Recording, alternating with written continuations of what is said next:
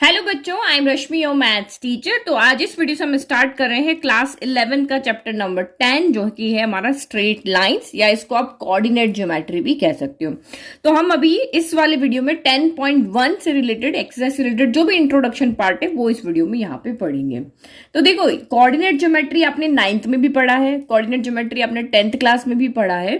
तो जो 10th class में हमने पढ़ा था या जो 9th में जो भी हमने पीछे पढ़ा होता वो सारा अभी आपको यहाँ पे याद होना चाहिए। जो भी क्लास 10th में आपने फॉर्मूलाज पढ़ा था, कोऑर्डिनेट एक्सिस क्या होती है, कोऑर्डिनेट प्लेन्स क्या होती है, सेक्शन फॉर्मूला क्या होता है, डिस्टेंस फॉर्मूला क्या होता है, मिड पॉइंट क्या होता है, एरिया ऑफ ट्राइंगल क्या होता है, वो सारा आपको यहाँ पे जो है हम यूज करेंगे उन सारी चीजों को लेकर के और इस चैप्टर में आगे बढ़ेंगे।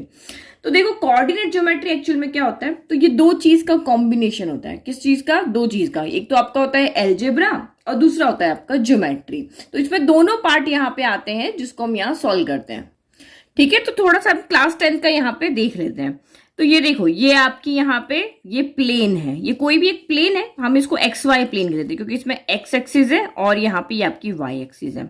ठीक है, तो ये आपका एक्स वाई प्लेन हो गया। अब इसमें आपका यहाँ पे क्या होगा, ये क्या होगा, इसको जो एक्स एक्सिस जो होती है उसको हम यहाँ पे कहते हैं एब्सिसा और वाई एक्सिस को हम यहाँ पे क्या कहते हैं, ऑर्डिनेट। ठीक है, तो इसमें ये फर्स्ट क्वाड्रेंट होता है, ये सेकंड होता है, ये थर्ड होता है, ये फोर्थ होता है, ये हमने पढ़ा हुआ है। फिर उसके बाद इस वाले क्वाड्रेंट में सब पॉजिटिव होते हैं। इसमें आपका यहाँ पे क्या होता है, एक्स आपका नेगेटिव होगा, वाई पॉजिटिव होगा। यही पढ़ा हुआ है ना हमने, जो जो पढ़ा हुआ है वो देखते देखो। ये वाली यहाँ पे सारी वैल्यू क्या होती है, पॉजिटिव होती है 1 2। यहाँ पे सारी वैल्यू क्या होती है 1 2 3 पॉजिटिव होती है। यहाँ एक्स की वैल्यू क्या होती है, नेगेटिव होती है, और यहाँ वाई की वैल्यू क्या होती है, नेगेटिव होती है।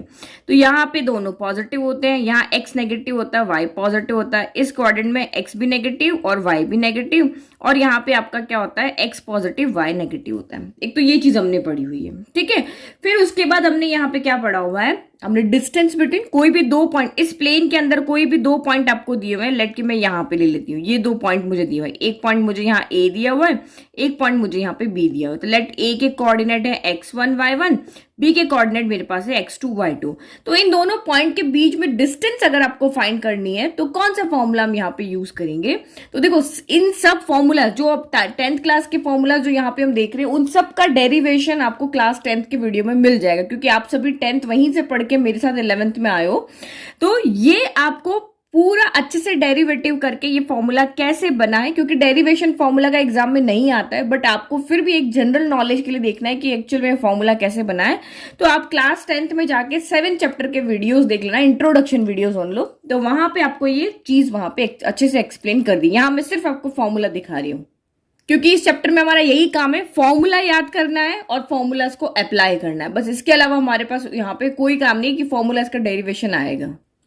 ठीक है, तो ये डिस्टेंस फॉर्मूला होता है। अगर आपको ग्राफ के अंदर कोई भी दो पॉइंट दिए, उनके कोऑर्डिनेट अगर आपको यहाँ पे गिवन है, तो आप यहाँ पे फॉर्मूला लगाओगे x2 माइनस x1 का स्क्वायर प्लस y2 माइनस, ये वाला देखो, x2 माइनस x1 का square plus y2 minus y1 का स्क्वायर, और इसका यहाँ पे क्या हो जाएगा, होल स्क्वायर।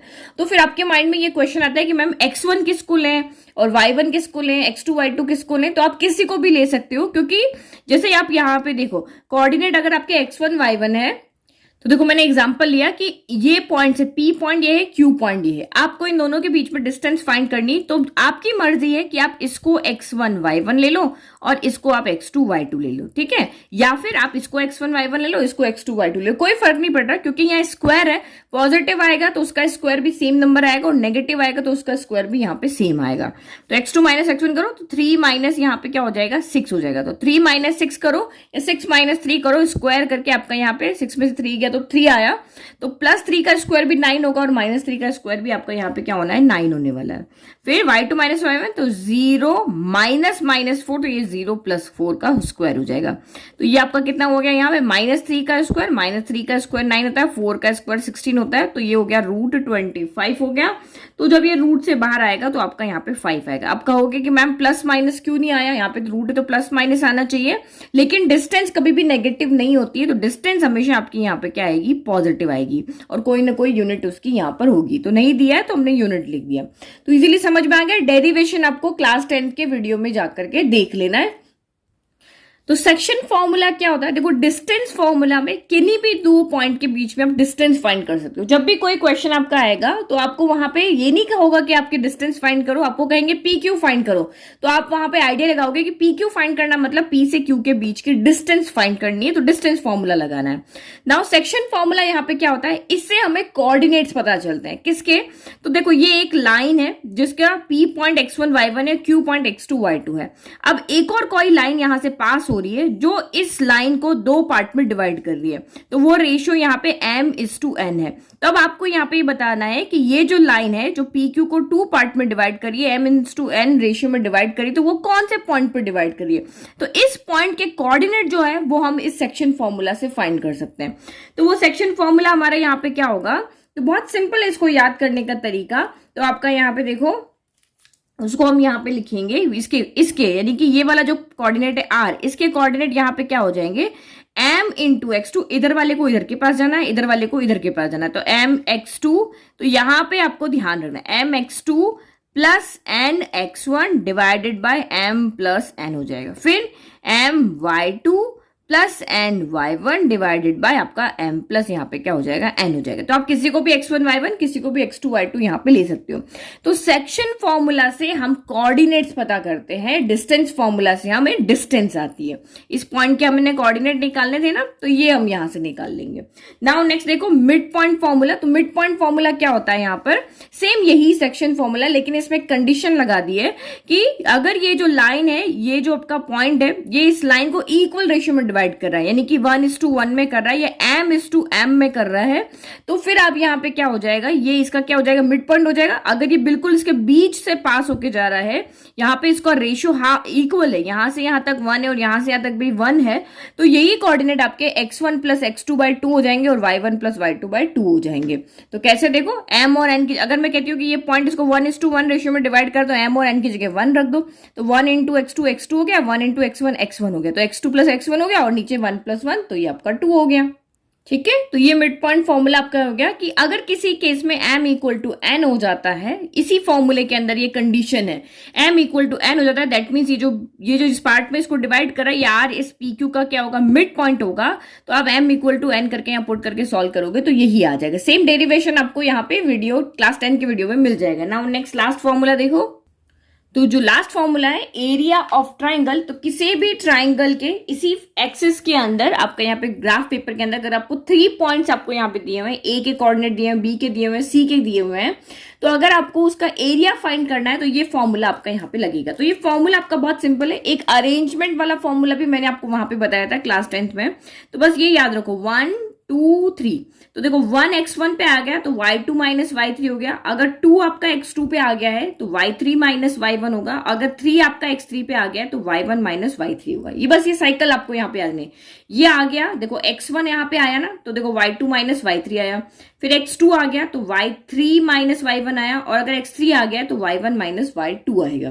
फिर एक कंडीशन थी कि आपको यहाँ पे प्रूव करना होता था कि ये तीनों पॉइंट्स जो ए बी सी है वो कोलिनियर है। कोलिनियर है मतलब एक लाइन में, तीनों पॉइंट यहाँ पे क्या है, एक लाइन में। अगर देखो एक लाइन में नहीं होंगे तो कोई ना कोई क्लोज फिगर यहाँ पे बनेगा, 2 पॉइंट यहाँ है, तीसरा यहाँ है तो एक ट्राइंगल बना लेगा, अगर इधर है कहीं पे भी है तो ये ट्राइंगल बना लेगा, लेकिन अगर एक स्ट्रेट लाइन में होंगे तो इससे क्लोज फिगर नहीं बनेगा। तो हम कैसे प्रूव करेंगे, तो ये आप बता दो कि अगर किसी भी 3 पॉइंट का एरिया निकाल रहे हो, अगर उनका एरिया 0 आ रहा है, एरिया ऑफ ट्राइंगल एबीसी = 0 आ रहा है, इसका मतलब ये वहां पे क्या है, तीनों पॉइंट एक लाइन में लाई करें, मतलब कि दे आर कोलिनियर। ये हमारा क्लास 10th का रिवीजन था जो अभी हमने यहाँ पे देखा है। तो ये इससे रिलेटेड भी क्वेश्चंस आपके आएंगे, ये बेसिक्स हैं। अब क्लास 11 का इंट्रोडक्शन स्टार्ट करते हैं कि यहाँ के लिए हमें नए क्या पढ़ना है। तो इस चैप्टर में हम ओनली 2D प्लेन्स के बारे में पढ़ेंगे। देखो 3D प्लेन्स भी होता है, तो आगे 4D 5D सब होते हैं, लेकिन हम सिर्फ यहाँ पे 2D प्लेन्स के बारे में ही पढ़ेंगे, यानी XY प्लेन के बारे में ही यहाँ पे पढ़ेंगे। अब वो वेरिएबल XY की जगह YZ कुछ भी हो सकता है, लेकिन मेनली हम 2D प्लेन के बारे में ही यहाँ पर पढ़ेंगे। तो नेक्स्ट हमारा टॉपिक है स्लोप ऑफ लाइन। स्लोप यहाँ पे क्या होता है, तो स्लोप वर्ड के बारे में तो आप समझते हो, स्लोप मतलब क्या होता है, झुकाव होता है। जैसे हमारे घर के बाहर रैंप होता है तो वो भी थोड़ा यहाँ पे क्या होता है, इस तरह से स्लोप लिए होता है। या फिर हमने बचपन से पार्क में जो स्लाइड किया है तो वो भी एक स्लोप लिए हुए होता है। इस तरह से छोटे बच्चों के लिए कम स्टेप होता है, बड़ों के लिए ज्यादा होता है। तो इसी तरीके से ये आपके एक बेसिक चीज है कि ये स्लोप यहाँ पर क्या होता है। क्योंकि अगर आप स्लोप को समझ गए ना तो इससे रिलेटेड क्वेश्चंस तो आप चुटकियों में कर लोगे, क्योंकि ये चैप्टर बहुत ईजी है। जो आप फॉर्मूला बेस्ड चैप्टर होते हैं वो सबसे इजी चैप्टर होते हैं, क्योंकि फॉर्मूला लगाना है और सॉल्व कर देना, कहीं पे कोई दिमाग लगाने की जरूरत नहीं होता है। तो देखो पार्क में, इसको स्लोप वर्ड को आप अच्छे से समझो। देखो पार्क में आप सबने स्लाइड देखी होगी, तो अगर किसी को कंस्ट्रक्शन के लिए बोला स्लाइड बनाओ तो ये क्या करेगा, पहले एक बेस बनाएगा। यहाँ पे क्या होता है, बेस होता है। तो हमारे यहाँ पे जो हमारा बेस होगा वो एक्स एक्सिस यहाँ पे कौन होगी, बेस होगी। अब इसके अकॉर्डिंग जो भी इंक्लिनेशन होगा, चाहे वो ये हो, चाहे वो ये हो, ये सारे इसके क्या कहलाएंगे, स्लोप कहलाएंगे। ये वाला कैसे भी हो सकता है। कोई स्लाइड बना रहा, कोई इतना इस तरह से रखे, कोई ऐसे रखे, कोई ऐसे रखे, तो ये सब इसके यहाँ पे क्या है, स्लोप है। तो हॉरिजॉन्टल के साथ में यानी एक्स एक्सिस के साथ में जो झुकाव होता है, अब हम मैथमेटिकल लैंग्वेज की फॉर्म में देखें तो ये आपकी एक्स एक्सिस है, ये आपकी वाई एक्सिस है। तो एक्स एक्सिस के साथ में जो झुकाव लिए हुए होती है, जो स्लांट हेड होती है, वही क्या होती है, इसका स्लोप होती है। ठीक है। तो अगर अब किसी को स्लाइड बनानी है, मान लो किसी को हमने यहाँ पे कंस्ट्रक्शन करने के लिए कहा है और उसको कहा है कि जाके तुम स्लाइड बना लो, तो वो हमें यहाँ पे दो चीज पूछेगा, भाई कितना स्टिफनेस रखनी है, कितनी झुकी हुई बनानी है, और डायरेक्शन क्या बनाना है। दो चीज आपको यहाँ पे पूछेगा। ठीक है। तो पहली चीज यहाँ है कि मैं देखो स्लोप फाइंड करने के दो फॉर्मूलाज होते हैं, दोनों आप यहाँ पे अच्छे से समझ लो।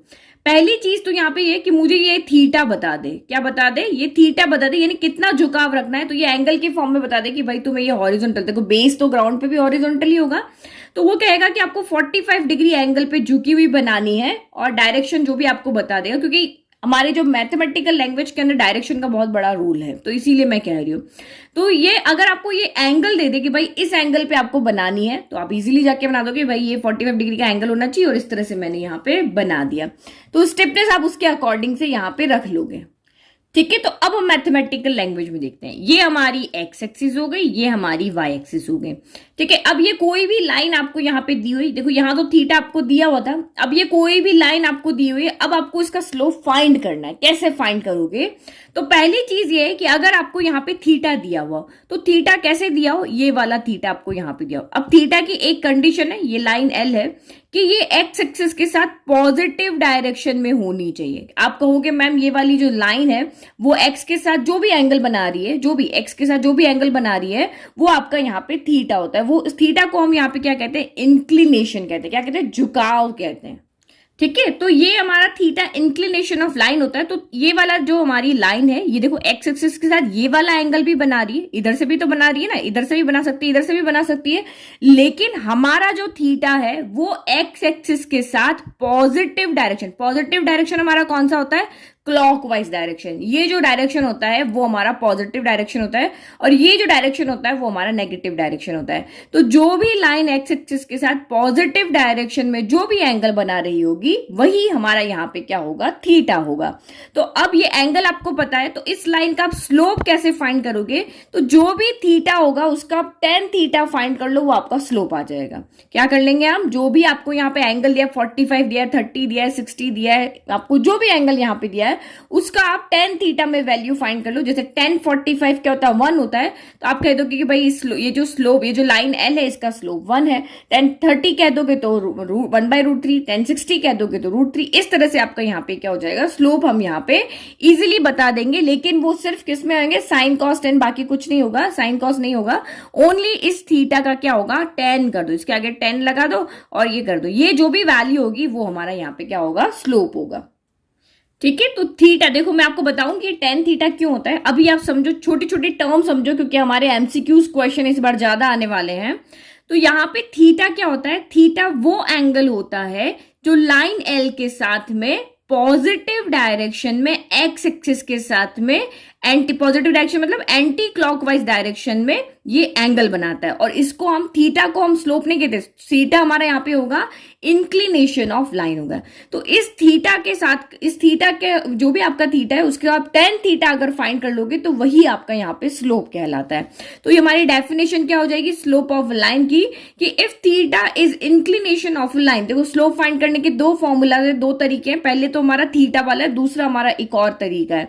तो थीटा अगर इंक्लिनेशन ऑफ लाइन आपको दिया हुआ है, अगर आपको ये एंगल दिया हुआ है, तो आप उसका tan theta is called the slope और ग्रेडियंट ऑफ द लाइन, इसको स्लोप भी कहेंगे और उस लाइन का आप ग्रेडियंट भी कहोगे। तो स्लोप को हम डिनोट किससे करते हैं, एम से डिनोट करते हैं, और यहाँ पे फॉर्मूला हमारा हो गया m equal to tan theta, ये फॉर्मूला हमारा हो गया। अब इसका रीजन देखो, ये टेन ही क्यों लिया, तो देखो ये एक्स एक्सिस हो गई, ये हमारा यहाँ पे स्लोप हो गया क्योंकि हमें थीटा यहाँ पे दिया हुआ है, एक्स एक्सिस के साथ जो एंगल बना रहा है। तो अब इसको मैं एक यहाँ पे क्या कर देती हूँ, ट्राइंगल बना लेती हूँ, ये मेरा ट्राइंगल यहाँ पे हो गया। तो ये जो थीटा जितना होगा, क्योंकि ये जो हमारा यहाँ पे स्लोप आ रहा है ना, ये एक्स एक्सिस में चेंज और ये वाई एक्सिस में चेंज के अकॉर्डिंग होता है। कैसे, देखो अगर ये मैंने थीटा कम ज्यादा कर दिया तो ये वाई एक्सिस मेरी और बड़ी हो जाएगी, अगर मैंने और बड़ा कर दिया तो और बड़ी हो जाएगी, और छोटा करे तो ये और छोटी हो जाएगी। तो जैसे जैसे वाई में चेंज होगा वैसे वैसे ही आपका यहाँ पर एक्स में भी चेंज होगा। तो परपेंडिकुलर और बेस में चेंज हो रहा है, तो हमें पता है यहाँ पे टेन थीटा हमारे पास क्या होता है, टेन थीटा हमारे पास क्या होता है, P B P H H B होता है। तो परपेंडिकुलर और बेस यहाँ पे आ रहा है, इसीलिए आपका यहाँ पे क्या है, टेन थीटा है। ठीक है, समझ में आ गया ये टेन थीटा क्यों है, क्योंकि एक्चुअल में जो हमारा ये स्लोप है वो y में चेंज और फिर x में चेंज को यहाँ पे मेजर करता है, इसलिए।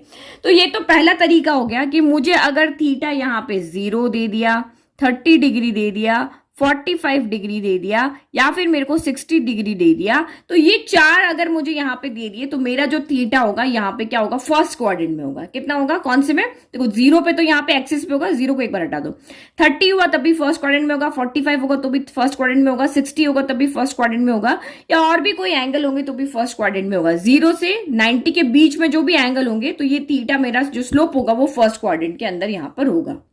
लेकिन अगर ये यहां से बड़ा हो गया, एंगल आपका यहाँ पे बड़ा हो गया, तो यही थीटा आपका 90 से 180 के बीच में चला जाएगा। लेकिन अगर थीटा आपका 0 हुआ तो ये बिल्कुल क्या हो जाएगा, ये एक्स एक्सिस के ऊपर ही कॉइंसाइड कर जाएगा इस तरह से। तो यहाँ पे हमें पता है tan 0 कितना होता है, 0 होता है, तो स्लोप यहाँ पर होगा ही नहीं। पहली कंडीशन आपकी यहाँ पे ये है। देखो 1 by 1 कंडीशन यहाँ पे समझो, आपको एमसीक्यू देखने हैं। तो टोटल यहाँ पे देखो 4 केस बनेंगे। तो पहला आपका यहाँ पे जब थीटा इक्वल टू 0 हो या थीटा आपका 180 डिग्री हो, ये जो लाइन है या फिर तो ये सीधी की सीधी एक्स एक्सिस के ऊपर ही यहाँ पे आके हो जाए, यानी ये वाली लाइन आपने झुका करके लेकर के, ये एक्सिस है और जो हमारा एंगल है वो 0, तो बिल्कुल एक्स एक्सिस के ऊपर आ जाएगी ना ये इस तरह से। तो इस कंडीशन में आपका स्लोप ऑफ लाइन क्या होगा, यहाँ पे 0 होगा, क्योंकि tan 0 भी 0 होता है, tan 180 भी आपका यहाँ पे क्या होता है, 0 होता है।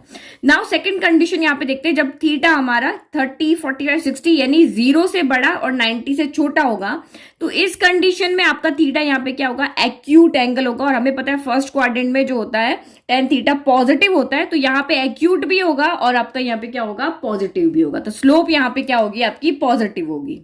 ठीक है, तो जब थीटा 30, 45, 60 कुछ भी हो यहाँ पर के, यानी कि 0 से बड़ा लेकिन 90 से छोटा हो, तो एक्यूट एंगल्स होंगे, ये सारे एक्यूट एंगल होंगे जो 90 से छोटे होते हैं, तो स्लोप आपका यहाँ पे क्या हो जाएगा, पॉजिटिव हो जाएगा। अब मान लो कि ये लाइन जो है वो हमने जो एंगल दिया हमको 90 डिग्री दिया, अब ये 90 डिग्री दिया तो ये पूरी की पूरी किस पे आ जाएगी, अब वाई एक्सिस के ऊपर आ जाएगी। ये वाली पूरी की पूरी किस पे आ जाएगी, अब वाई एक्सिस पे आ जाएगी। तो वाई एक्सिस पे आप यहाँ पे देखो थीटा मेरा 90 है, तो 1090 कितना होता है, 1090 आपका होता है नॉट डिफाइंड। नॉट डिफाइंड कहो या इंफिनिटी कहो, तो वाई जब भी आपका एंगल यहाँ पे 90 डिग्री होगा तो स्लोप ऑफ लाइन यहाँ पे क्या हो जाएगी, इंफिनिटी तक चली जाएगी, या आप कहोगे कि नॉट डिफाइंड हो जाएगी। ठीक है, तो ये यहां इस एक्सिस का हमने देख लिया, अब इसके बीच का हमने देख लिया। अगर ये लाइन वाई एक्सिस के ऊपर आ जाती है तो स्लोप आपका यहाँ पे क्या होगा, नॉट डिफाइंड होगा, क्योंकि 1090 हमारा नॉट डिफाइंड होता है।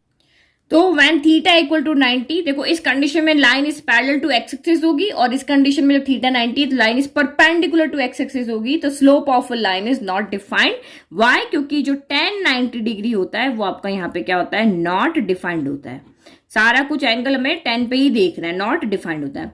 फिर नेक्स्ट आपका थीटा जो है वो 90 से बड़ा और 180 से छोटा, यानी 120, 140 इस तरह के एंगल हो, तो इस वाले क्वाड्रेंट में आपके सारे एंगल क्या बनेंगे, ऑब्ट्यूज एंगल बनेंगे। यहाँ पे लाइंस कैसे जाएगी, ये लाइन है ना, घूमते घूमते घूमते इधर आ जाएगी, इस तरह के एंगल जो बनेंगे, तो ये ऑब्ट्यूज एंगल, यानी 90 से तो बड़े और 180 से छोटे एंगल होंगे। तो सेकंड क्वाड्रेंट में आपका 10 क्या होता है, नेगेटिव होता है, तो यहाँ पे आपका स्लोप क्या आएगा, नेगेटिव आएगा। तो ये पॉजिटिव नेगेटिव हम इसलिए देख रहे हैं ताकि हम पता चले कि वो कौन सी जगह पे, उनका डायरेक्शन के अकॉर्डिंग या कौन से क्वाड्रेंट में है। तो ऑब्ट्यूज एंगल बनाएगी और स्लोप नेगेटिव होगा। अब आपके दिमाग में आएगा मैम नीचे वाले में क्या करेंगे, सिर्फ क्या ये यहां से यहीं तक डिफाइन होगा, तो हाँ, जो आपका ये स्लोप है ये 0 से 180 के बीच में डिफाइन होगा, क्योंकि लाइन चाहे यहाँ पे दी हो चाहे यहाँ पे दी हो, हमें उसको बढ़ा के एक्स एक्सिस के अकॉर्डिंग अकॉर्डिंग यहाँ पे देखनी है कि वो एक्स एक्सिस के साथ पॉजिटिव डायरेक्शन में कौन सा एंगल बना रही है। तो स्लोप आपका हमेशा 0 से लेकर 180 के बीच में ही होगा। तो इसको देखो यहाँ पर, ठीक है। तो ये हमारा यहाँ पे 0 से 180 और ये स्लोप ऑफ एक्स एक्सिस 0 होता है and slope of y axis is not defined होता है।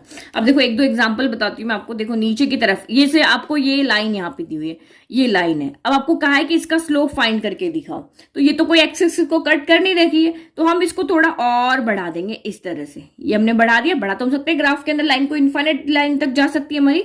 अब हम यहाँ पे देखेंगे ये पॉजिटिव डायरेक्शन में एक्स एक्सिस के साथ कौन सा एंगल बना रही है। तो ये एक्स एक्सिस पॉजिटिव डायरेक्शन में ऑब्ट्यूज एंगल यहाँ पे बना रही है। तो इस तरह से करके तो ये भी 0 से लेके 180 के बीच में यहाँ पे आ जाएगा। बस ये आपका एंगल देख लिया, ऑब्ट्यूज हो गया, और इसके अकॉर्डिंग अगर थीटा दिया हुआ तो ठीक है। और दूसरा मेथड हम देख लेंगे, अगर ये लाइन आपको यहाँ पे इस तरीके से दी हुई है तो आप इसको और बढ़ा लो, इस तरह से बढ़ा लिया। अब देखो ये एक्स एक्सिस के साथ पॉजिटिव डायरेक्शन में कितना एंगल बना रही है, तो ये भी हम यहां से देख सकते हैं। तो इसी तरीके से हमें और 0 से लेके 180 के बीच में हम सारी लाइंस का स्लोप यहां पर निकाल सकते हैं। तो ये तो हो गया हमारा थीटा का, हमने डीप में पढ़ लिया। यही पॉइंट्स आपको यहाँ पे ध्यान रखना है। अब दूसरी बात ये है कि आपको स्लोप फाइंड करना है और आपको थीटा ना दिया हो, आपको क्या ना दिया हो, थीटा ना दिया हो, और इस लाइन के कोऑर्डिनेट्स आपको दिए हुए, तब आप यहाँ पे कैसे स्लोप फाइंड करोगे। तो now next topic is slope of line when coordinates on of any 2 points on the line are given. अब थीटा नहीं गिवन है और आपको ये लाइन आपको दी है, उसके 2 coordinates x1 y1 x2 y2 आपको दिए हुए हैं। अब आपको कह रहे हैं आप स्लोप फाइंड करके यहां पर बताओ। तो slope of line A B यहां पर क्या होगा, मैंने आपको पहले बताया था tan थीटा हमारा स्लोप होता है। तो tan थीटा हमारा p अपॉन बी होता है, यही होता है ना, p अपॉन बी। तो चेंज इन y यानी y में कितना चेंज है और x में कितना चेंज है, उसका जो रेशियो होता है वो यहाँ पे आपका क्या होगा, स्लोप होगा। तो देखो आप यहाँ पे सीधा पहले फॉर्मूला लिख देती हूँ, फिर बताती हूँ फॉर्मूला आया कैसे। चेंज इन y आपका यहाँ पे होगा y2 माइनस y1 और चेंज इन x होगा आपका x2 माइनस x1 होगा। ठीक है, तो अब इसमें भी आप x1 y1 x2 y2 किसी को भी ले सकते हो। तो ये y2 माइनस y1 और x2 माइनस x1 आया कैसे, तो देखो आप यहाँ पे हम इस फिगर को कंप्लीट करते हैं। ठीक है, ये मैंने यहाँ पे इसको ज्वाइन कर दिया। फिर इधर ये वाला देखो, इधर आपका यहाँ से ये y2 हो गया। तो ये मैंने यहाँ पे क्या कर दिया, एक राइट एंगल ट्राइंगल बना लिया। ये पूरा यहाँ पे क्या कर दिया, राइट एंगल, यहाँ पे क्या कर दिया, ट्राइंगल बना लिया। तो यहां से यहां तक की डिस्टेंस कितनी होगी, तो ये यहां देखो, ये आपका यहाँ पे क्या है, थीटा हो गया। तो ये यहां से यहां तक की डिस्टेंस होगी, तो वो देखो यहां से लेकर के यहां तक की डिस्टेंस कितनी, x2 है। यहां से लेकर यहां तक की कितनी, x1 है। तो मुझे तो सिर्फ यहां से लेकर के यहां तक चाहिए, तो मैं x2 में से इस x1 को सब्ट्रैक्ट कर दूं तो मेरा ये आ जाएगा x2 माइनस x1 आ जाएगा। फिर यहां भी यहां से लेके यहां तक कितनी है, ये आपकी पूरी यहां पर है y2 है, और यहां से लेके यहां तक कितनी, तो ये आपकी यहाँ पे y1 है। और बट मुझे तो यहां से लेकर के यहां तक ही चाहिए, तो मैं क्या करूंगी, y2 में से y1 को सब्ट्रैक्ट कर दूंगी, तो ये क्या हो जाएगी, मेरी y2 माइनस y1 हो जाएगा। अब tan थीटा कितना होता है, तो tan थीटा होता है p अपॉन बी। तो यही परपेंडिकुलर आपका ये रहा इस ट्राइंगल का, और आपका जो बेस है वो कितना रहा, ये रहा। तो ये आपका यहाँ पे आ गया, ये आपका थीटा यहीं पे बनेगा ना, ये एक्यूट एंगल हम देखते हैं यहाँ पर। तो यही आपका हो गया चेंज इन y में कितना चेंज हुआ है, तो इतना चेंज हुआ है, और x में कितना चेंज हुआ है, तो इतना चेंज हुआ है। तो ये आपका यहाँ पे जब कोऑर्डिनेट्स आपको यहाँ पे दिए हुए हों, तो ये वाला फॉर्मूला आपको लगाना है, y2 minus y1 upon x2 minus x1, और आपका इस लाइन का यहाँ पे क्या हो जाएगा, स्लोप आ जाएगा। लेकिन यहाँ पर x2 और x1 कभी भी इक्वल नहीं होंगे, क्योंकि x2 और x1 आपका यहाँ पे इक्वल हो गए तो डिनोमिनेटर में 0 आ जाएगा, और ये आपका यहाँ पे नॉट डिफाइंड हो जाएगा। तो इसकी यहाँ पे एक कंडीशन है, जब भी रेशियो आता है आप हमेशा लिखते हैं p अपॉन क्यू, चाहे रैशनल नंबर का फॉर्मूला भी आपने लिखा हो तो हमेशा लिखा है कि डिनोमिनेटर कभी भी 0 नहीं आना चाहिए, क्योंकि डिनोमिनेटर आपका यहाँ पे 0 हो गया, दैट मीन्स ये लाइन जो हो जाएगी वो आपकी क्या हो जाएगी, यहाँ पे पैरेलल हो जाएगी। यहाँ पे क्या हो जाएगी, ये देखो ये x2 अगर x1 के इक्वल हो जाएगा तो लाइन ऐसे हो जाएगी, तो ये y एक्सिस के पैरेलल हो जाएगी, और पैरेलल हो गई तो ये यहाँ पे 90 डिग्री का एंगल बनाएगी। 90 डिग्री का एंगल पे हमें पता है कि ये नॉट डिफाइंड हो जाता है, तो वहां एंगल की फॉर्म में था, और यहाँ पे क्या हो जाएगा, डिनोमिनेटर 0 हो जाएगा। 0 को किसी भी नंबर में आप डिवाइड करो तो इनफाइनाइट आता है, तो ये भी यहाँ पे नॉट डिफाइंड हो जाएगा। ठीक है, तो ये नोट आप यहाँ पे ध्यान में रखना, क्योंकि ये एमसीक्यूज में आपको पूछ सकते हैं, जब कोऑर्डिनेट आपको दिया हुआ हो तो स्लोप कब नॉट डिफाइंड होता है। तो स्लोप जब नॉट डिफाइंड हो जाता है कि if x1 equal to x2 हो जाए, then the line containing the points a x1 y1 and b x2 y2 is parallel to y axis, वो लाइन y एक्सिस के पैरेलल हो जाएगी, and hence its slope is not defined हो जाएगा। तो इस वाली कंडीशन में ऑब्ट्यूज और एक्यूट का कोई मैटर यहाँ पे नहीं करता, आपको बस कोई भी लाइन के कोऑर्डिनेट दिए हो, चाहे वो ऐसे दिए हो, चाहे ऐसे दिए हो, चाहे ऐसे दिए हो, कहीं पर भी दिए हो, आप इसी फॉर्मूला से आप उसका इजीली क्या कर लोगे, स्लोप फाइंड कर लोगे। ये तो हो गया हमारा स्लोप फाइंड करने के फॉर्मूलाज। अब नेक्स्ट टॉपिक आपका यहाँ पे क्या है कि यही आपका एक्सिस है और इसमें दो लाइन आपको दी हुई है, ठीक है। ये एक लाइन तो ये रही, एक दूसरी लाइन आपको यहाँ पे दी हुई है। तो लाइंस के बीच में दो ही कंडीशन हो सकती है, या तो दो लाइन पैरेलल हो सकती है या फिर दो लाइन एक दूसरे को इंटरसेक्ट यहाँ पे कर सकती है। तो इंटरसेक्ट करने की सिर्फ एक कंडीशन यहाँ पे लेंगे कि मतलब वो परपेंडिकुलर हो, या तो वो दो लाइन आपस में पैरेलल हो या फिर वो दोनों लाइन आपस में परपेंडिकुलर हो। तो स्लोप की क्या कंडीशन होगी वहां पर, ठीक है। तो ये हमारा नेक्स्ट टॉपिक है। तो पैरेलल एंड परपेंडिकुलर लाइन, इसी स्लोप की हम यहाँ पे कंडीशन देख रहे हैं कि भाई करते करते दो लाइन आपकी यहाँ पे पैरेलल आ गई और दो लाइन परपेंडिकुलर आ गई, तो क्या कंडीशन होगी। तो ये आपका क्या कह रहा है, टू लाइन्स आर पैरेलल, दो लाइन्स कब पैरेलल होगी, if and only if their slopes are equal. तो ये कह रहा है कि दो लाइन जब पैरेलल जब होगी जब उनके स्लोप्स यहाँ पे इक्वल होंगे। तो हम उल्टा भी कह सकते हैं, अगर दो लाइन के स्लोप्स इक्वल है तो वो दो लाइन आपस में पैरेलल होगी। हम इसका यहाँ पे अपोजिट भी ले सकते हैं, बट वो दोनों लाइन क्या होनी चाहिए, नॉन वर्टिकल लाइन होनी चाहिए, मतलब वाई के पैरेलल यहाँ पे नहीं होनी चाहिए, क्योंकि अभी हमने देखा अगर वो लाइन वाई के पैरेलल हो जाती है तो ये आपकी यहाँ पे क्या हो जाती है, नॉन डिफाइंड हो जाती है। इसीलिए वो सारी लाइंस आपकी नॉन वर्टिकल होनी चाहिए। तो ये आर्टिकल ये हमें यहाँ पे प्रूफ करके दिखाना है कि भाई दो लाइन आपकी कब पैरेलल होगी, जब उनके स्लोप्स यहाँ पे क्या होंगे, इक्वल होंगे।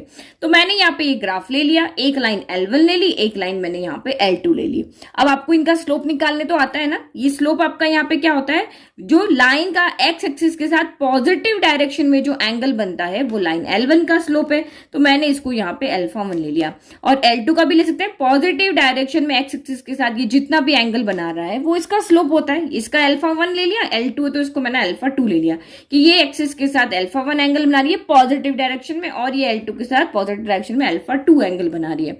तो ये इसको स्लोप को हम m से डिनोट करते हैं, तो अल्फा 1 है इसलिए हम इसको m1 लिख लेते हैं। m1 इक्वल टू क्या हो जाएगा, स्लोप ऑफ लाइन L1, ठीक है। तो ये स्लोप ऑफ लाइन L1 लिख दिया, और इसको हम m1 को स्लोप ऑफ लाइन फाइंड कैसे करते हैं, tan ऑफ अल्फा 1, यानी जो भी एंगल दिया उसका tan फाइंड कर लो तो वो आपका इसका स्लोप हो जाएगा।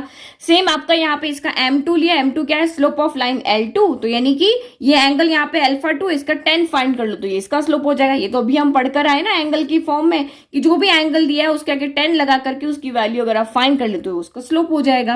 अब हमें यहाँ पे क्या प्रूव करके दिखाना है, हमें यहाँ पे प्रूव करके दिखाना है, इसके क्वेश्चन के अकॉर्डिंग आपको यहाँ पे क्या कह रहा है कि अगर लाइंस पैरेलल तो प्रूव करके बताओ स्लोप इक्वल है, यानी कि हमें m1 इक्वल टू m2 यहाँ पे प्रूव करके दिखाना है। इसका स्लोप m1 है, इसका स्लोप m2, यही हमें प्रूव करके दिखाना है ना।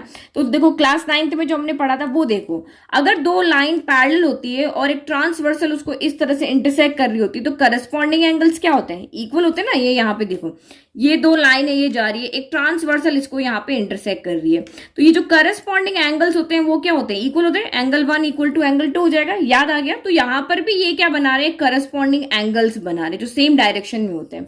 तो ये करस्पॉन्डिंग एंगल्स इक्वल होंगे, तो इस कंडीशन से यहाँ पे क्या हो जाएगा, अल्फा 1 इक्वल टू मेरा अल्फा 2 हो जाएगा, क्योंकि मेरे को क्लास 9 का लॉजिक पता है कि given both lines are parallel so corresponding angles will be equal हो जाएंगे। अब मुझे यहाँ पे देखो अल्फा 1 इक्वल टू अल्फा 2 है, तो मुझे अगर m1 इक्वल टू m2 लाना है, that means tan alpha 1 equal to tan alpha 2 लाना पड़ेगा। अगर लेफ्ट इक्वल लेकर आने तो राइट यहाँ से हम यूज कर सकते हैं ना, ये राइट अगर इक्वल आ गए तो इसकी जगह हम ये वैल्यू पुट कर देंगे। तो एंगल मुझे पता है, अगर एंगल मुझे पता है तो इसके आगे मैं 10 तो लगा सकती हूँ, क्योंकि इधर लगा रहे तो इधर भी तो सेम ही लगा रहे हैं, ये थोड़ी नहीं कर रहे हैं इधर 10 लगा रहे हैं इधर साइन लगा रहे हैं। तो दोनों साइड में आप 10 लगा दो, तो अगर अल्फा 1 इक्वल टू अल्फा 2 है तो यानी कि ये भी 30 ये भी 30, तो tan 30 भी tan 30 के क्या हो जाएगा, इक्वल हो जाएगा। तो tan अल्फा 1 tan अल्फा 2 के इक्वल होगा। तो ये दोनों अगर एंगल्स इक्वल हैं तो इनके स्लोप जिसको हम m1 m2 कह रहे हैं वो भी आपके यहाँ पे क्या होंगे, इक्वल होंगे। तो हमने शो करके दिखा दिया, ये हमारा आर्टिकल है, ठीक है। सीधा आपको यहाँ पे याद रखने से, ये यहाँ पे डेरिवेशन किया ना वो आपको इजी याद रहेगा कि दो लाइन पैरेलल है, एंगल इक्वल बन रहे, इसका मतलब इनका स्लोप भी यहाँ पे क्या होगा, इक्वल होगा। तो ये आपके यहाँ पे अपोजिट भी आप यहाँ पे कह सकते हो कि if m1 equal to m2, अगर दो लाइंस का स्लोप अगर इक्वल है तो वो लाइंस आपस में क्या होगी, पैरेलल होगी। दोनों कंडीशन कह सकते हैं। अब दूसरी कंडीशन देखते हैं। अब ये लाइन पैरेलल ना होकर के अगर एक दूसरे पर परपेंडिकुलर हुई तो एक दूसरे को इस तरह से यहाँ पे इंटरसेक्ट करिए कि उनके बीच में 90 डिग्री का एंगल बन रहा है, तो स्लोप की यहाँ पर क्या कंडीशन होगी। तो next condition, two non verticals, lines हमेशा नॉन वर्टिकल होनी चाहिए are perpendicular if and only if the product of their slopes is -1। तो वहां पर तो हमने क्या कहा था, लाइन पैरेलल कब होगी, जब दोनों स्लोप इक्वल होंगे। और यहां पर आप क्या कह रहे हो कि दो लाइन परपेंडिकुलर जब होगी जब दोनों स्लोप का, दोनों लाइन के स्लोप का जो प्रोडक्ट है वो -1 होगा, यानी कि m1 इंटू m2 क्या होगा, यहाँ पे -1 होगा। तो हम वही ले लें, ये लाइन हमारी L1 है, ये x एक्सिस के साथ हम यहाँ पे लेट करते हैं कि α1 एंगल बना रही है, और ये जो हमारी L2 लाइन है ये x एक्सिस के साथ पॉजिटिव डायरेक्शन में α2 एंगल बना रही है। तो देखते हैं यहां से हम क्या कर सकते हैं। ठीक है, तो ये हमने स्लोप लिख दिया। अब ये दोनों लाइन क्या है, एक दूसरे पे परपेंडिकुलर है। परपेंडिकुलर है मींस यहाँ पे क्या हो गया कि ये जो चार एंगल यहाँ पे बन रहे हैं ये 90 डिग्री है, ये भी आपका 90 डिग्री है, इधर भी आपका 90 डिग्री है, और इधर भी आपका 90 डिग्री। एक दूसरे पे परपेंडिकुलर ऐसी हुई ना, जैसे ये हो रही है, देखो ये परपेंडिकुलर है, तो ये चारों ही एंगल यहाँ पे क्या है आपके 90 डिग्री, ये भी ये भी ये भी ये भी चारों आपके 90 डिग्री। दो लाइन परपेंडिकुलर तभी हो सकती है। तो अब यहाँ पे क्या स्ट्रेटेजी हम लगाएं कि हमारा m1 इक्वल टू m2 क्या हो जाए, -1 हो जाए। तो आप यहाँ पे देखो, मैं यहाँ पे मुझे क्या दिख रहा है, 9th क्लास की प्रॉपर्टीज हम सारी यहाँ पे यूज कर रहे हैं। ये मुझे यहाँ पे क्या दिख रहा है, एक ट्राइंगल दिख रहा है, दिख रहा है आपको भी एक ट्राइंगल। इस ट्राइंगल में अंदर तो हमें दो एंगल पता है, एक 90 है और एक α2 है, क्योंकि हमें तो यहाँ पे α1 α2 का रिलेशन बनाना है। तो यही देखते हैं, तो ये ट्राइंगल में अंदर दो एंगल पता है, एक 90 है एक α2 है, और इस ट्राइंगल का एक एक्सटर्नल एंगल मुझे यहाँ पे α1 दिख रहा है।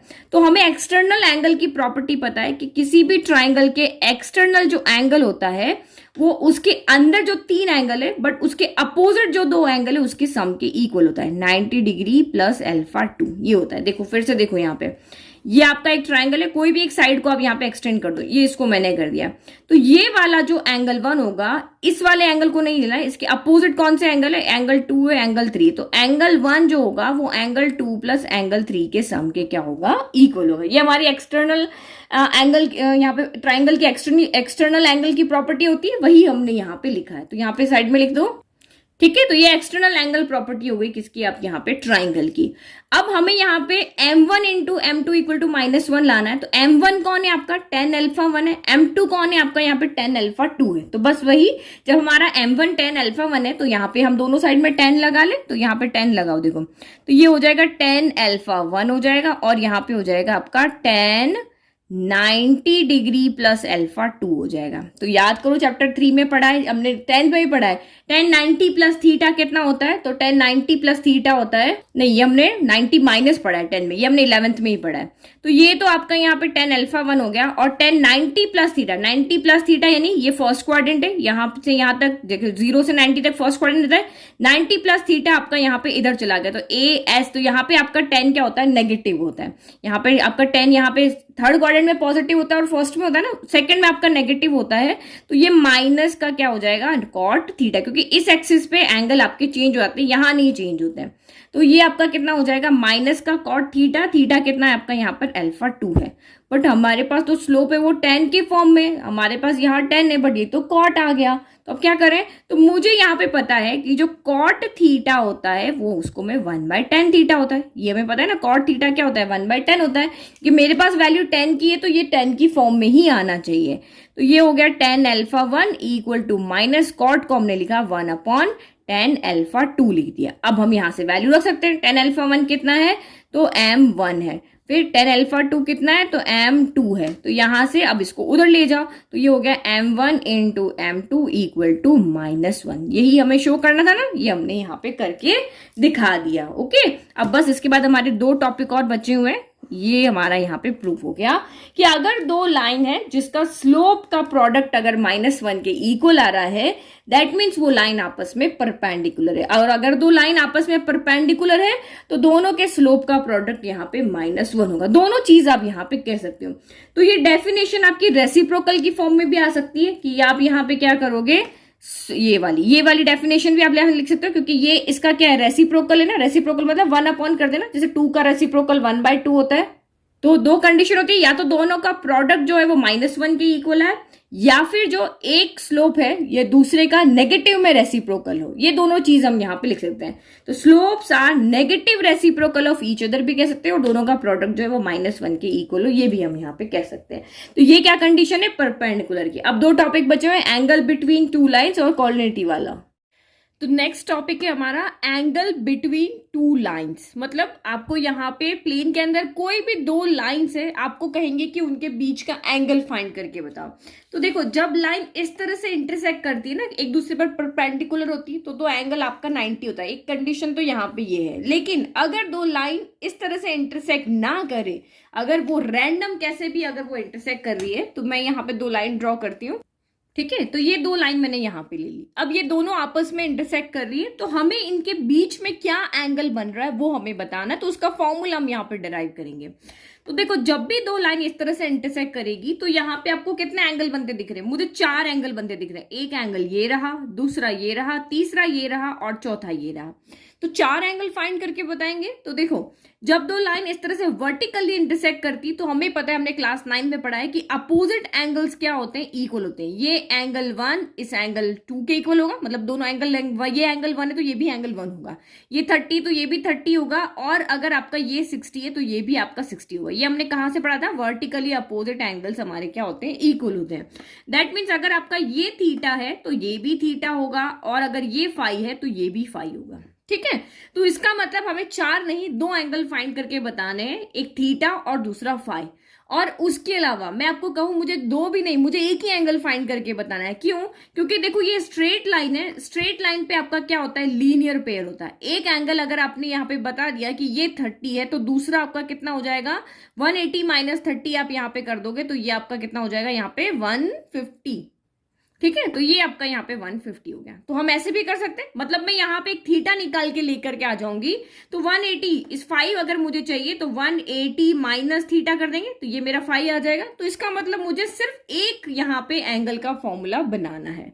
ठीक है, तो ये आपको समझ में आ गया। और एक और चीज यहाँ पे देखो, जब भी दो लाइन इस तरह से इंटरसेक्ट करती है, जब वो एक दूसरे पर परपेंडिकुलर ना हो, तो एक एंगल हमेशा एक्यूट होगा और दूसरा एंगल हमेशा यहाँ पे ऑब्ट्यूज होगा। तो आपको यहाँ पे देखकर ही लग रहा है कि थीटा जो है वो फाई से क्या है? छोटा है। तो इसका मतलब ये आपका यहाँ पे क्या है? एक्यूट एंगल है। और ये वाला जो फाई एंगल है वो आपका यहाँ पे क्या है? ऑब्ट्यूज एंगल है। ठीक है, तो ये इस तरह से इंटरसेक्ट करिए लाइन कि एक एंगल हमेशा एक्यूट होगा, एक एंगल हमेशा ऑब्ट्यूज होगा। तो ये लाइंस को हम थोड़ा बढ़ा लेते हैं ताकि हम यहाँ पे एक फॉर्मूला बना सकें। तो ये लाइंस को मैंने इसलिए बढ़ाया है, ये लाइंस को यहाँ पे बढ़ा देना, एक्स एक्सिस पे कट कर रही है, क्योंकि हमें पता है हम स्लोप के फॉर्मूले से इजीली थीटा फाइंड कर सकते हैं। क्योंकि हमारा स्लोप यहाँ पे क्या होता है? m इक्वल टू 10 थीटा होता है। यही होता है ना, ये अगर स्लोप है यहाँ पर, ये इसके में अगर मुझे थीटा गिवन है तो उस थीटा का 10 फाइंड कर लो तो वो यहाँ पे स्लोप आ जाता है। तो इजीली हम यहाँ से ये एंगल फाइंड कर सकते हैं। तो सबसे पहले इस लाइन का स्लोप लिख लेते हैं, इस लाइन का स्लोप लिख लेते हैं, फिर देखते हैं आगे क्या कर सकते हैं। तो लेट की ये जो हमारी लाइन L1 है, ये थी इस एक्स एक्सिस के साथ पॉजिटिव डायरेक्शन में अल्फा 1 एंगल बना रही है। और जो हमारी ये लाइन L2 है, ये एक्स एक्सिस के साथ पॉजिटिव डायरेक्शन में आपका कितना एंगल बना रही है? अल्फा 2 एंगल यहाँ पे बना रही है। तो इस लाइन का स्लोप यहाँ पे क्या हो जाएगा? m1 इक्वल टू 10 अल्फा 1 हो जाएगा। और इस लाइन का स्लोप यहाँ पे क्या हो जाएगा? m2 इक्वल टू 10 अल्फा 2 हो जाएगा। अगर मुझे यहाँ पे एंगल गिवन है तो मैं स्लोप तो इजीली फाइंड कर सकती हूँ। अल्फा 1 है तो स्लोप कितना होगा? 10 अल्फा 1। इसका स्लोप अल्फा 2 है तो स्लोप कितना हो जाएगा? यहाँ पे 10 अल्फा 2 हो जाएगा। अब मुझे लानी है इस थीटा की यहाँ पर वैल्यू। तो मैं क्या करूं कि मेरी थीटा की वैल्यू आ जाए? तो आप यहाँ पे देखो, मैंने अभी आपको बताया था वर्टिकली अपोजिट एंगल्स क्या होते हैं? इक्वल होते हैं। तो ये थीटा है तो ये भी कितना हो जाएगा? थीटा हो जाएगा। चाहे थीटा की वैल्यू लेकर आओ, चाहे फाई की वैल्यू लेकर आओ, अब किसी एक की वैल्यू यहाँ पे लेकर के आ जाओ। तो मैं यहाँ पे क्या देख रही हूँ? देखो, मुझे थीटा की वैल्यू लेकर के आनी है। तो ये देखो, ये यहाँ पे क्या दिख रहा है? एक ट्राइंगल दिख रहा है आपको, ये आपको एक ट्राइंगल दिख रहा है। और अल्फा 2 जो है इस ट्राइंगल का क्या है? एक्सटीरियर एंगल है। अब देखो, आपको अच्छे से समझ में आ रहा होगा, ये ट्राइंगल है, इसके किसी भी एक साइड को अगर आप बढ़ा दो, मैंने इधर बढ़ा दिया क्योंकि मुझे थीटा की वैल्यू लेकर आनी, तो कोई ना कोई तिकड़म तो यहाँ पे लगानी पड़ेगी। तो यहाँ पे जब मैंने बढ़ा दिया तो मुझे यहाँ पे क्या दिख रहा है? जो हमारी प्रॉपर्टी होती है एक्सटर्नल एंगल प्रॉपर्टी, कि जो बाहर वाला एंगल होता है वो जो इक्वल होता है वो ट्राइंगल के अपोजिट अंदर की तरफ, जो ये वाला नहीं, इसके अपोजिट जो दो एंगल है उनके सम के इक्वल होता है। ये हमारी एक्सटर्नल एंगल प्रॉपर्टी होती है। यहाँ पे देखो, ये आपका ट्राइंगल, इसकी साइड मैंने बढ़ा दी, तो ये वाला जो एंगल होता है वो इन दोनों एंगल के सम के क्या होता है, इक्वल होता है। एंगल 1 जो होता है एंगल 2 प्लस एंगल 3 के इक्वल होता है। तो मैं यहाँ पे भी लिख लेती हूँ हियर अल्फा 2 जो होगा वो मेरा यहाँ पे क्या होगा, अल्फा 1 प्लस थीटा के क्या होगा, इक्वल होगा बाय एक्सटर्नल एंगल जो प्रॉपर्टी होती है ट्राइंगल की। तो यहां से मुझे देखो एक इक्वेशन के फॉर्म में मुझे थीटा मिल गया। अब मुझे थीटा की वैल्यू चाहिए, तो थीटा तो यहाँ पे पॉजिटिव है तो मैं अल्फा 1 को उधर भेज देती हूँ। तो ये alpha 2 minus alpha 1 equal to मेरा थीटा हो गया। अब इसके लिए यहाँ पे आपको क्या होना चाहिए, देखो अल्फा 2 और अल्फा 1 या तो आपको एंगल दिए हुए होने चाहिए। अगर एंगल दिए हुए तो या तो अब सिंपली यहाँ पे थीटा निकालोगे, भाई इन दोनों का डिफरेंस क्या, और थीटा यहाँ पर आ गया। बट मुझे एंगल ना दे करके अगर मुझे स्लोप दिए हो, मुझे लाइन L1 का स्लोप दिया हो, मुझे लाइन L2 का स्लोप दिया हो, तो मुझे ये थीटा फिर स्लोप की फॉर्मूले में चाहिए। तो अल्फा 2 और अल्फा 1 को मुझे क्या करना पड़ेगा, स्लोप की फॉर्म में चेंज करना पड़ेगा। तो स्लोप की फॉर्म में ये कैसे चेंज होगा, जब इनके आगे क्या लग जाए, 10 लग जाए। तो सीधा से तो हम 10 लगा नहीं सकते ना, तो अब यहाँ पे क्या करेंगे, दोनों साइड में 10 लगाएंगे। लेफ्ट में लगा रहे तो राइट में भी लगाएंगे। क्यों, क्योंकि हमें स्लोप की फॉर्म में यहाँ पे फॉर्मूला चाहिए। आपको लाइंस के स्लोप आपको यहाँ पे गिवन दिए होंगे, आपको m1 m2 दिए हुए होंगे, मतलब कि आपको यहाँ पे 10 अल्फा 1 10 अल्फा 2 यहाँ पे हमें यूज करेंगे। तो इनको स्लोप में चेंज करने के लिए मैंने इधर भी 10 लगा दिया, इधर लेफ्ट में भी 10 लगा दिया, और मैंने राइट में भी यहां पर क्या कर दिया, 10 लगा लिया। ठीक है, अब हम इसको थोड़ा सॉल्व कर लें, क्योंकि हमारे पास 10 अल्फा 1 10 अल्फा 2 की वैल्यू है। तो जिसने चैप्टर 3 पढ़ा है उसको ये फॉर्मूला अच्छे से आता होगा। ये फॉर्मूला क्या था, 10a माइनस बी का फॉर्मूला क्या होता है, 10 यहां पर लिखती हूं मैं। ठीक है, तो ये वाला हमारा फॉर्मूला था। 10a माइनस बी क्या होता है, 10a minus 10b upon 1 plus 10a 10b होता है। तो यहां पर भी ऐसा होगा, 10a माइनस b है तो ये 10 अंदर चला जाएगा, तो ये हो जाएगा 10 alpha 2 minus 10 alpha 1 upon 1 plus 10 alpha 2 10, फिर यहां पे भी हो जाएगा 10 अल्फा 1, और इक्वल में क्या है, यहाँ पे 10 थीटा है। तो मुझे m1 m2 स्लोप दिया होगा, तो 10 अल्फा 1 किसके इक्वल है, m1 के। 10 अल्फा 2 किसके इक्वल है, m2 के। तो इसकी जगह पे हम वैल्यू रख देते हैं।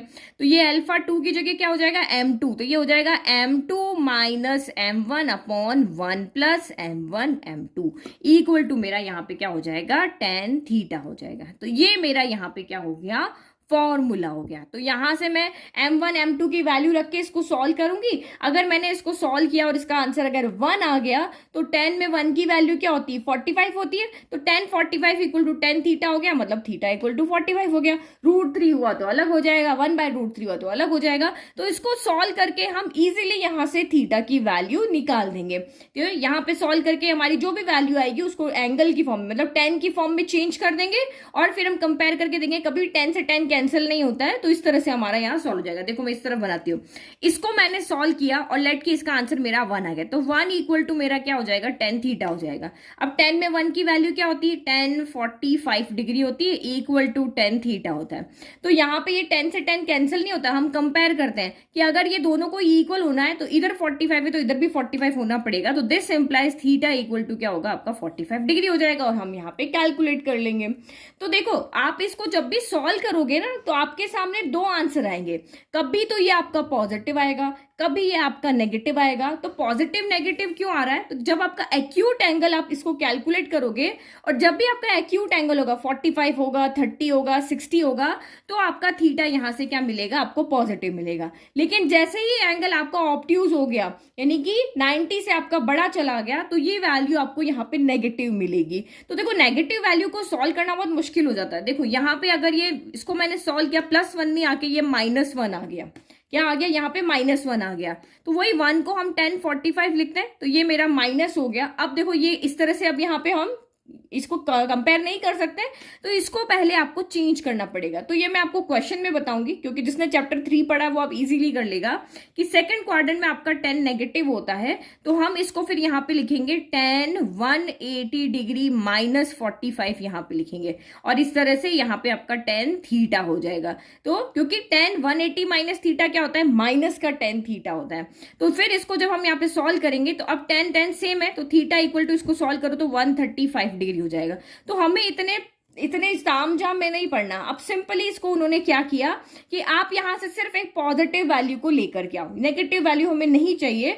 तो उन्होंने क्या कर दिया, इसके दोनों तरफ क्या कर दिया, मोड लगा दिया। मोड क्यों लगा दिया?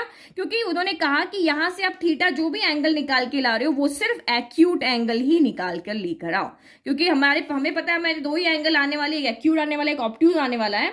तो जो हमने जिन्होंने ये फॉर्मूला डिराइव किया उन्होंने कहा इस फॉर्मूले से आप सिर्फ एक्यूट एंगल निकाल के लेकर आओ, क्योंकि ऑब्ट्यूज एंगल तो आप इजीली, अगर ये 45 यहाँ पे मेरा आ गया है तो ऑब्ट्यूज एंगल तो मैं इजीली 180 माइनस करके निकाल लूंगी ना, तो मुझे इसकी जरूरत नहीं है। तो सिर्फ हमारा यहाँ पे उन्होंने मोड लगा के आपको कह दिया कि आप यहाँ से सिर्फ एक्यूट एंगल निकाल के लाओ, ऑब्ट्यूज एंगल तो आप 180 माइनस करके यहां से फाइंड कर ही लोगे। तो ये हो गया हमारा फॉर्मूला कि जब भी दो लाइन इंटरसेक्ट कर रही हो दो, तो उनके बीच में अगर आपको एंगल निकालना है तो हमारे पास एक्यूट एंगल निकालने का फॉर्मूला होता है, जहां से जैसे ही हमें एक्यूट एंगल मिल गया उस एंगल को 180 में से सब्ट्रैक्ट कर देंगे तो हमें यहां से ऑब्ट्यूज एंगल मिल जाएगा। ठीक है, तो ये इजीली हमें समझ में आएगा। अब लास्ट टॉपिक आप यहाँ पे देखो, तो लास्ट टॉपिक आपने क्लास 10th में भी पढ़ा हुआ है, बस हम इसको प्रूव यहाँ पे कोलिनिटी निकालने का एक फॉर्मूला और यहाँ पर देखेंगे। तो देखो कोलिनिटी ऑफ 3 पॉइंट्स का मतलब यहाँ पे क्या होता है, कोई भी 3 पॉइंट आपको दिए हुए हैं और आपको शो करना है कि वो एक लाइन में है। तो देखो इससे पहले क्लास 10th में हमने पढ़ा था एक चीज, फर्स्ट चीज हमने यहाँ पे पढ़ी थी, अगर इन तीनों पॉइंट से बनने वाले ट्राइंगल का एरिया अगर यहाँ पे क्या हो जाता है, 0 हो जाता है, तो एरिया ऑफ ट्राइंगल तो अभी आपने देख ही लिया फॉर्मूला। तो ये जब अगर आपका इन तीनों पॉइंट से बनने वाले ट्राइंगल का एरिया अगर 0 हो जाता है तो वो क्यों होगा, क्योंकि देखो 3 पॉइंट की सिर्फ एक ही कंडीशन हो सकती है। देखो एक यहां होगा, दूसरा, ये दोनों तो हमेशा, कोई भी 2 पॉइंट ले लो, दो हमेशा एक लाइन में ही होते हैं, लेकिन तीसरा अगर यहाँ पे हो गया, यहां हो गया, कहीं भी हो गया, तो वो एक ट्राइंगल यहाँ पे बना ही लेगा, एक क्लोज फिगर बना ही लेगा। सिर्फ एक ही कंडीशन है जब वो क्लोज फिगर नहीं बनेगा, जब वो तीनों क्या हो, एक लाइन में। जब ये तीनों एक लाइन में होंगे तब कोई क्लोज फिगर यहाँ पर नहीं बनेगा। तो यही चीज हमें शो करके दिखानी है कि ये तीनों पॉइंट एक लाइन में है, इसी को हम कोलिनियरिटी कहते हैं।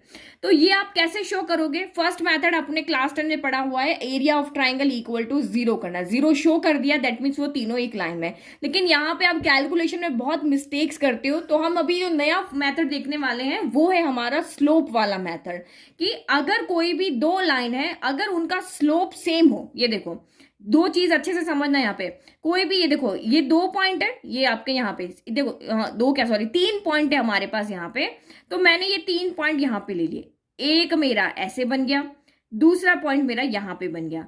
तो तीनों पॉइंट के एक लाइन में होने की 2 कंडीशन यहां पे होगी। क्या क्या कंडीशन होगी, तो फर्स्ट कंडीशन तो हमारी यहां पे ये होगी कि इन दोनों का, यानी अगर मैं इसको ए ले लूं, इसको बी ले लूं, इसको सी ले लूं, तो ए बी का स्लोप और बी सी का स्लोप क्या होना चाहिए, इक्वल होना चाहिए। तो पहला पॉइंट तो ये है कि स्लोप ऑफ ए बी जो है वो स्लोप ऑफ यहाँ पे BC के इक्वल हो जाए। अब जिसने भी अगर इस इंट्रोडक्शन को ध्यान से पढ़ा है ना, तो वो कहेगा ma'am M1 equal to M2 वाली जो कंडीशन है उसमें तो लाइंस पैरेलल होती है, दो लाइन अगर पैरेलल होती है तो उनका स्लोप यहाँ पे क्या होता है, इक्वल होता है। तो यस, ये ठीक बात है। तो यहाँ पर इसीलिए इसके साथ एक कंडीशन और लगी है कि उन दोनों लाइन का एक पॉइंट जो है वो कॉमन होना चाहिए। ए बी है तो बी सी होना चाहिए, मतलब एक पॉइंट यहाँ पे रिपीट होना चाहिए। ये नहीं कि ए बी है और सी डी है, दो लाइन अलग अलग नहीं हो चाहिए। देखो पैरेलल की कंडीशन में एक लाइन ए बी होगी, दूसरी लाइन यहाँ पे सी डी होगी, लेकिन कोलिनियरिटी की कंडीशन में एक पॉइंट जो होगा वो दोनों में आएगा, इस लाइन में भी आ रहा है और इस लाइन में भी आ रहा है। तो यही आपकी कोलिनियरिटी की कंडीशन है कि उन दोनों का स्लोप इक्वल होना चाहिए और एक पॉइंट उसका क्या होना चाहिए, कॉमन होना चाहिए। ठीक है, तो ये 2 पॉइंट आपको दिमाग में रखने। लेकिन देखो हमारे पास हमेशा 3 ही पॉइंट दिए होंगे, हमारे पास कभी भी 4 पॉइंट नहीं होंगे। आपको कहेंगे कि भाई आप इन तीनों को कोलिनियर प्रूव करके दिखाओ, तो एक लाइन आप ए बी से बनाओगे, दूसरी लाइन आप बी सी से बनाओगे। तो हमेशा हमें सिर्फ यही चीज यहाँ पे चेक करनी पड़ेगी कि slope of A B equal to slope of B C करके दिखा दो। अगर दोनों का स्लोप इक्वल आ रहा है, दैट मीन्स वो यहाँ पे क्या है, कोलिनियर है। क्योंकि हमारे पास चौथा पॉइंट तो है ही नहीं ना कि इस कंडीशन के ऊपर आए यहाँ पर, तो हमें सिर्फ ये वाली कंडीशन को यहाँ पे चेक करना है कि इन दोनों पॉइंट से बनने वाली एक लाइन और इन दोनों पॉइंट से बनने वाली एक लाइन का स्लोप इक्वल हो। अब वो चाहे आपके यहाँ पे ए सी बी सी भी हो सकती है, बी ए सी ए भी हो सकती है, कोई भी यहाँ पे हो सकती है। ठीक है, तो ये दो तरीके हमारे पास ये हैं कि if two lines having the same slope pass through a common point, same slope है और एक कॉमन पॉइंट उनके बीच में, तब दो लाइन आपकी यहाँ पे क्या होगी, कॉन्साइड करेगी, मतलब वो कोलिनियर होगी। या फिर आपको 3 पॉइंट दिए हुए एक प्लेन के अंदर, तो ये तीनों कोलिनियर कब होंगे, जब उनका स्लोप यहाँ पर इक्वल होगा। तो किन्हीं भी 3 पॉइंट आपको दिए हुए हैं और उसको अगर कोलिनियरिटी प्रूव करना है तो उन दोनों का आप यहाँ पे स्लोप दो, उन 3 पॉइंट से बनने वाली दो लाइन का आप स्लोप यहाँ पे इक्वल निकाल के बता दो, तो आपका यहाँ पे क्या हो जाएगा, कोलिनियरिटी हो जाएगी। क्योंकि ऑब्वियस है कि अगर 3 पॉइंट से आप दो लाइन बना रहे हो तो एक पॉइंट तो वहां पे वैसे भी कॉमन हो जाएगा। तो ये रहा हमारा इंट्रोडक्शन। अब इससे रिलेटेड हम एक्सरसाइज करेंगे। तो आपको सारे फॉर्मूलाज याद होने चाहिए एक्सरसाइज करने से पहले। फिर भी मैं जब भी किसी भी क्वेश्चन में कोई भी फॉर्मूला आता है मैं आपको फिर से रिवाइज करा दूंगी, लेकिन अगर आपका फॉर्मूलाज अच्छे से याद है तो मेरे क्वेश्चन पढ़ते ही आपके दिमाग में आ जाएगा कि यहाँ पे कौन सा फॉर्मूला लगने वाला है। ठीक है, चलो, थैंक यू।